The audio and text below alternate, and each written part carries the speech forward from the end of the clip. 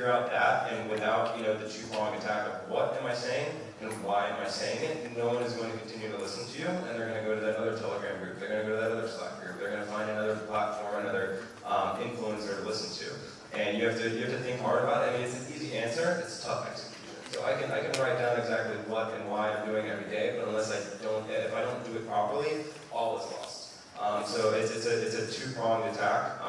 So the why I think is a little bit more important. That's what attracts people and keeps them coming back and listening and wanting more. But that what that's your platform, that's your base. So you gotta have something to stand on first. Awesome. It's very insightful knowledge you really had.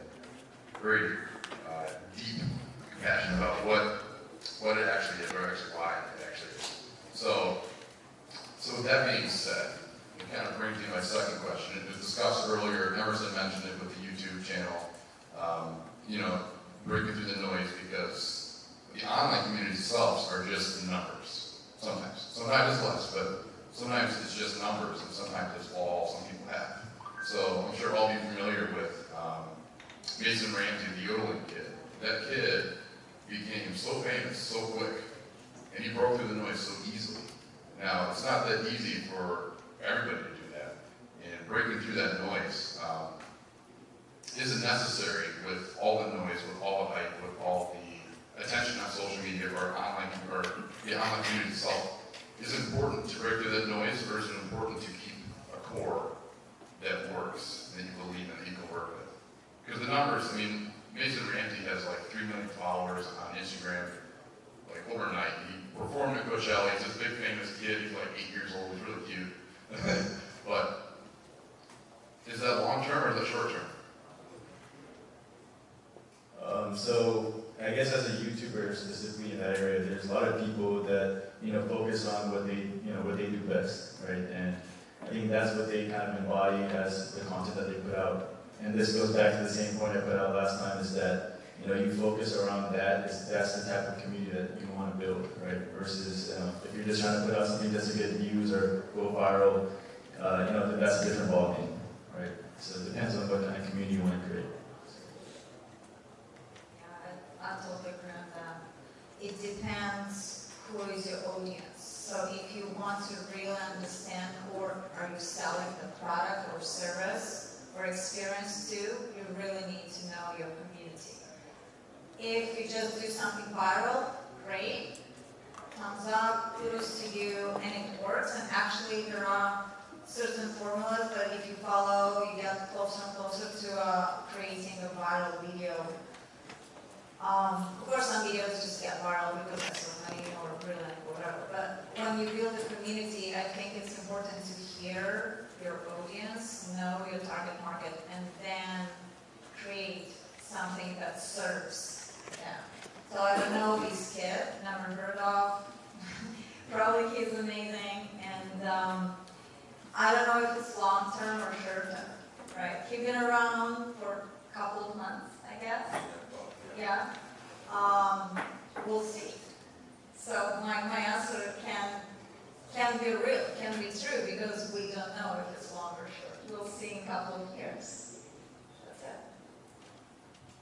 The first thing I want to say before I dive into this is I think we're talking about two different things here. We're talking about followers in the sense of YouTube subscribers, Twitter followers, long-lasting, 8 to 3 million people are going to see what I say or what I'm eating for dinner. And the other side is community members, people contributing back to the community, driving content, driving insights, driving innovation, driving change. So followers will just follow you off a cliff if that's where you want to go. Community members will guide you in the right direction and tell you to not jump off that cliff. And that's the biggest thing that I think is important here, is that it's not having a 50,000 person Telegram group. It's about having an insightful, content-driven discussion around like-minded community members who want to sit and listen to the other people around them and listen with the intent of doing something new or bringing in a different educational point of view that they didn't have before. So community to me means more working together rather than following someone to the end of time and listening to their yodeling or whatever it is that they ate for dinner that evening. So community is more important to me than driving followers, because followers don't enact change. leaders do, and leaders are born from communities. And that's something that was very important to my company. So when we were creating Sync, which is our platform, is being able to create a platform in which you can manage, develop, grow, and then build insights after that conversation is talked about. So being able to create tangible execution off of conversation. You can't do that with followers. You can do that with community. This is a very, very good point. So, followers, community, yes. And I kind of hit on both questions just to see how you guys would take it. But now, it reminds me, like, it brings me back to, you know, the pure expectations hypothesis with stocks work, right? So, when an IPO launches, you find out what the real price, the real value of that is after, maybe pretty quickly, the market figures it out. That's the same thing I think you guys are hitting on, was followers versus community. Your followers will tell you if you can make it or not, but your community will always be there. Your community is the backbone of why you can be there and why you can be doing what you're doing. And it's, that whole group atmosphere, I think, is so important moving forward with anything. When you're building any kind of product, any kind of service, I mean, the users tell you what you guys want, or what they want, what you're doing, because they care. Versus they're just a number, or they scroll through your stuff on a feed, or they watch a few minutes of your video, you click out. I mean, there's a couple different ways to look at that, but so my next question is, what is the future of building an online platform or an offline platform? So I'm going to hit on both questions again, or both sides, follower versus community. What's the future of building that with all companies, with the way people's attention is diverted and the way technology is advancing so quickly? I think there's a couple points here. One is obviously providing valuable content, right? So whether that's online or in person. But I think starting off with physical, because a lot of stuff is going in the digital world, right? I think you need to have a hybrid of the two. So, because that kind of creates an extension of your, community. So if you're doing a lot of valuable stuff, with a group of passionate people, maybe it's like a music jam session or whatever else it is, you're creating beats. And then you want to extend that onto a Facebook group and you're putting up your beats online, and then there's people maybe in Spain, accessing your beats, right? And then they can create a physical community over there, right? So I think having a hybrid of the two is the way to go, and keep on providing valuable content for the community to come back. So I had a thought and I forgot about it. Here we go.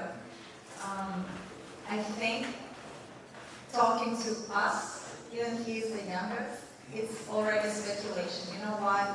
Because we don't know the future. And you sitting there probably don't. We need to talk to kids that are 15 to 17 because they are the future users. So I just came back from a beautiful vacation in Hawaii, and I'm sitting in the plane, 1, 2, 3 teenagers on my left and one right in front of me. We just landed, and they were already on their phones on a certain app that I've never seen. So I'm pretty tech savvy, I can call myself that way. I've never seen the app, I've never heard, they told me the name, and I'm like, and they all 4 of them are on the same app. And I'm like, oh my God, what are you doing? Oh, we're just talking, like, why don't you use texting, or, And the guy on my left looked at me and like, I felt so old.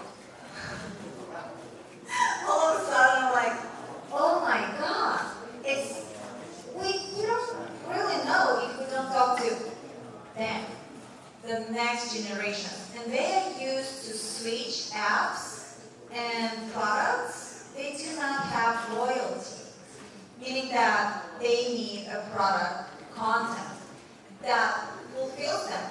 They don't care about who made it or, who put how much time in it. But, so to go back to your question, online, offline, yes, it matters, the content and so on, but when we talk about it, I think we don't have enough numbers and enough knowledge about what the future holds, and we're speculating here a little bit. So you actually asked my favorite question, and I don't want to show my company, but this is my favorite conversation to talk about. And I think the biggest issue currently today is that the entire community aspect of a widely grassroots-driven movement that is blockchain and crypto is the fragmented factor of being forced into many different applications or platforms to communicate. You have Slack, Discord, Telegram, Facebook, WhatsApp, WeChat. I mean, where do you go? You know, I was just talking to a colleague the other day, and you know, some people don't even realize that you need to join a Telegram group to get specific information about a specific blockchain. That's the only way to disseminate information.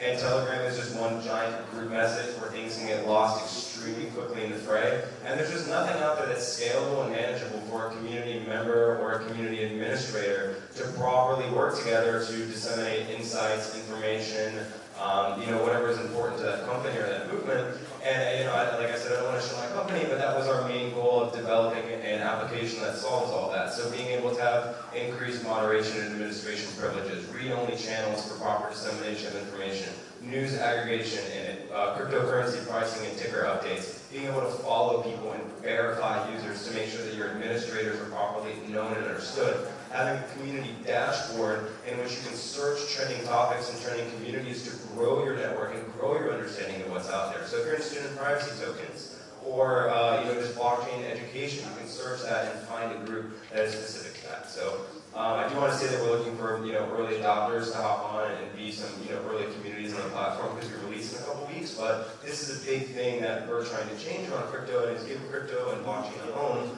because right now it's fragmented, spread out, and you're not going to hit critical mass adoption rates if everyone is running around like chickens with their heads cut off, trying to find exactly where to go. It's not going to happen, and that's the key to creating an online community, and then having something that can actually create tangible executables off of that, building project management, disseminating proper educational insights, meetups, events, etc. So that's the biggest thing to do. Okay, that's awesome. I love feeling people, you know, punch the microphone with their passion. No, honestly, so it kind of reminds me, what I've noticed, and what I've heard a few people talk, or many people actually, I guess I should say, with blockchain itself, we kind of taken technology and we spun right back to the beginning of time where we communicate like this instead of going through 15 different apps. It goes through, you know, some middlemen, all this kind of stuff. We can verify the ability to talk to people, to transact with people, and I think it's so important to bring technology back full circle, because this is how humans want to interact.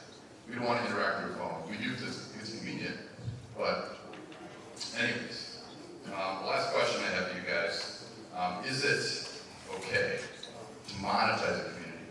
A community, when I say community, not like, you know, the people that use your product. I mean, you build a community, and it's a genuine thing. You want to keep rolling with it.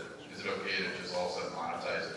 Because I've heard of some people, a few friends of mine, organize meetup groups, and they're like, oh, I'm going to turn this into a startup.